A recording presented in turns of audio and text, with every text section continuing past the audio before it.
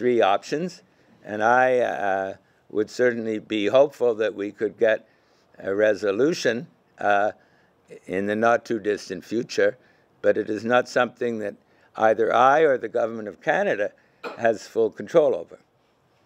Okay, thank you. Ambassador, my name is Bobby from Chinese Canadian Times. So I have questions about your job, more about your job field. So I heard in China there's some Chinese visa applicants to Canada. So they're complaining about, seems like the visa application to Canada is kind of tightened from the Canadian government. And also because they're worried about the Chinese New Year is approaching, and they want to get the visa, and then the holiday is coming as well. And then secondly, is about both countries have issued travel alert, and then is it safe, like for Canadian or Chinese Canadian to travel to China? On the first question, I used to be immigration minister, so I know something about visas, and I think we accept something like over 90% of the visa applications from Chinese people. That's a lot higher than certain other countries. And so I have not heard of any change in that policy. And the second question, we have issued a change in the travel advisory, which refers to the danger of the arbitrary application of certain laws, but we have not changed the overall alert level. So we are not saying to Canadians, don't go to China. We are saying each person takes the decision for himself or herself. If you've had a history of troubles with Chinese law, it's probably not a good idea to go. But if you're an ordinary person, as a tourist or as a business person, then I don't see a reason for you not to go. In fact, when I say, let's keep moving forward with China, that implies that some Chinese people come to Canada and that some Canadian people go to China. So I am hopeful that the two-way flow of people will continue. And so we are certainly not saying, don't go to China, but we are saying, be careful, look at your own situation before you decide. Thank you. Mr. Ambassador, so what we have at the moment is that you're trying to keep the conversation going. We're trying to talk to the Chinese government. We're trying to talk to the Chinese authorities on how to solve the situation. But the problem is, it's already been almost 2 months, and we don't see any signs of the Chinese government backing down on their positions, and we don't see any signs of two detained Canadians being released. So what if the things that we are doing are not working? Like, what is the government plan after that? Is there another option, or is there a tougher measure that we may not do? I think I've described the options just now. And the third option, where we eventually release her, where a judge releases her, that's not going to happen for a few months because it won't be in the court for that time. So we have to be patient. We have to wait a few months to see how things unfold. And we will continue to make our representations to China. Our friends in other countries will make their representations to China, and we will be hoping that that will have some results. No doubt the Chinese will also be continuing to make their representations. But I think we need to have a little bit of patience in this matter. I'm hoping it can be resolved as quickly as possible, but I know that we're talking a number of months before it comes to a judge, and so it's not going to be resolved tomorrow. Mr. McKellam, you have mentioned before that it's not time for Mr. Trudeau to talk to the Chinese president yet. So can you give us an idea, like, what would be the right time for him to have that conversation? Well, I said it was not the right time for him to talk to Mr. Xi Jinping at this time. I think at some time, yes. But that is kind of what I called the last arrow in our quiver. That is our last resort. And you don't want to use the last resort, the last weapon you have, until you are well prepared.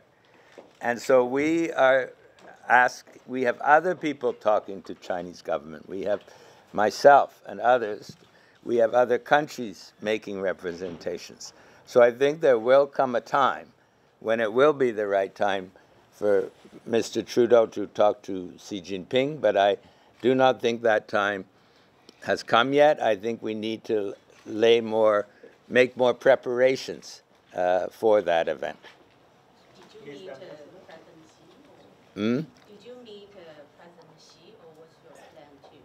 I have met President Xi, not on this issue.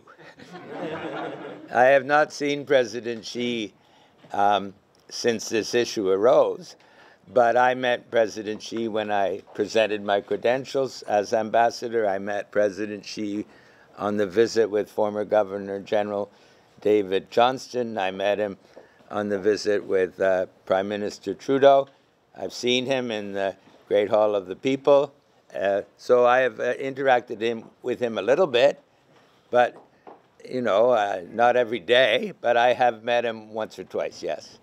Have you a plan to meet him about this situation? I think the issue was whether the Prime Minister should call Xi Jinping, not whether the ambassador should talk to Xi Jinping. If he wanted to talk to me, I would say yes, but I haven't received that invitation. At that level, it's more likely that he would want to talk to the Prime Minister than to the ambassador. Mr. Gonzalez, according to some media report, if Canada received a formal request from U.S., the Minister of Justice of Canada has 30 days to issue approval to proceed. So do you think, is there any chance to present the arguments at this stage? I think Ms. Meng's lawyers may present that argument, but in terms of the authority to proceed, this is a fairly standard thing that is normally just handled by the officials, not by the minister. So it's a fairly simple process. So I am not sure whether there would be much chance that they would not proceed. I think it's a fairly standard process. But Ms. Meng's lawyers, if they wish, could make representations at that time.